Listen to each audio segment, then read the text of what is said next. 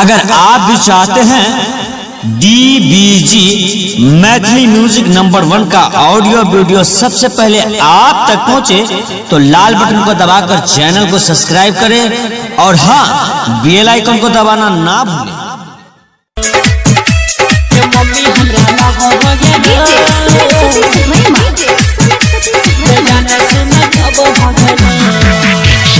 Mummy हमरा love भगलो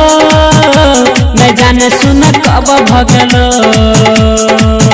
पहले नजर में सब भगलो जे मम्मी हमरा लभ भगलो मैं जाने सुन कब भगलो पहले नजर में सब भगलो के पहले मिले नैना आ तब गेलै चना ओई कोचिंग में सुन ना तब भगलो के मम्मी हमरा लभ भगलो मैं जाने सुन कब भगलो पहले नजर में सब भगलो। अभी आप सुन रहे हैं लानिक म्यूजिक की शानदार प्रस्तुति। के मम्मी हमरा लभ भगलो मैं जाने सुन कब भगलो दिल में हमारा धैसौ गेलो पहले मुलाकात से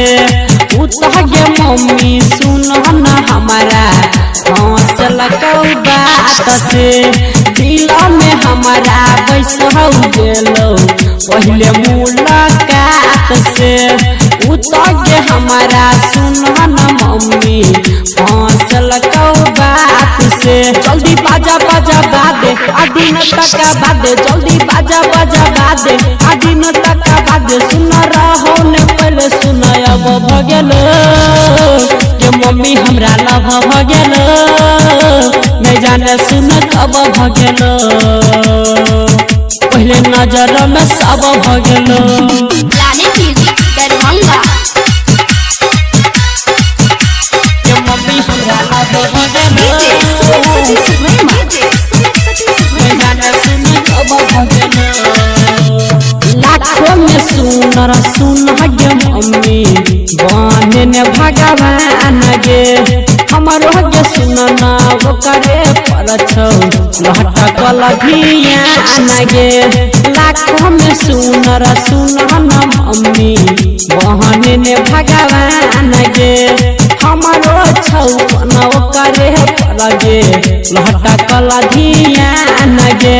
आ देखी के सूरतिया आ धर के हमर छतिया आ देखी के सूरतिया ये धर के हमर छतिया जाने ई के नाई गजब भगलो रमन जी के लभ भगलो मैं जाने सुन कब भगलो पहले नजर